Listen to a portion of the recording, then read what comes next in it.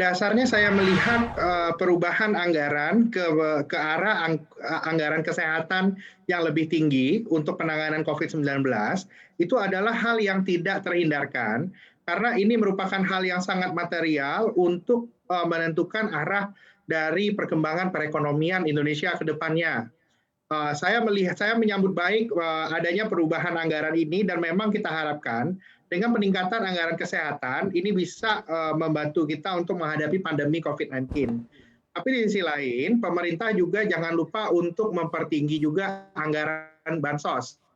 Dan yang barusan yang saya dengar juga dari publikasi dan juga press release dan presentasi yang sudah baru saja disampaikan Kementerian Keuangan pada pagi ini menunjukkan bahwa bantuan sosial juga hendak ditingkatkan dan itu seharusnya memberikan dampak bisa meminimalisir dampak ekonomi dari pengetatan pembatasan sosial yang akan dilakukan atau PPKM pada saat ini.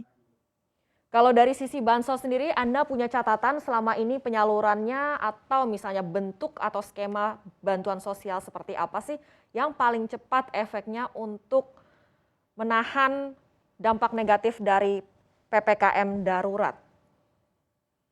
Kalau saya melihat terkait dengan untuk dana bantuan sosial pada kondisi saat ini akan lebih baik kalau diberikan dalam bentuk bantuan langsung tunai, Mbak.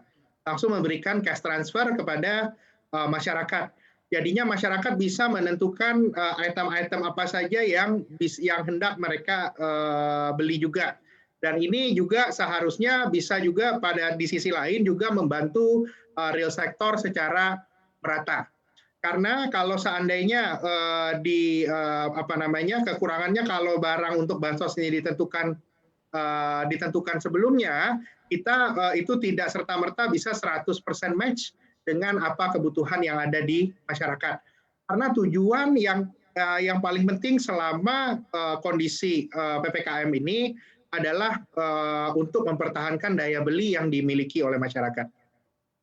Nah, soal daya beli nih, kemarin rilis dari BPS untuk bulan Juni kita kembali mengalami deflasi 0,16%. Anda melihat trennya ini akan berlanjut terlebih kita terjadi lonjakan kasus COVID-19 yang terus mencetak rekor ini, Pak Fahrul? Iya, sampai saat ini Trimegah masih berada pada pandangan bahwa inflasi yang dengan trajektori rendah, dengan kejadian month-on-month deflation itu masih kemungkinan akan terjadi.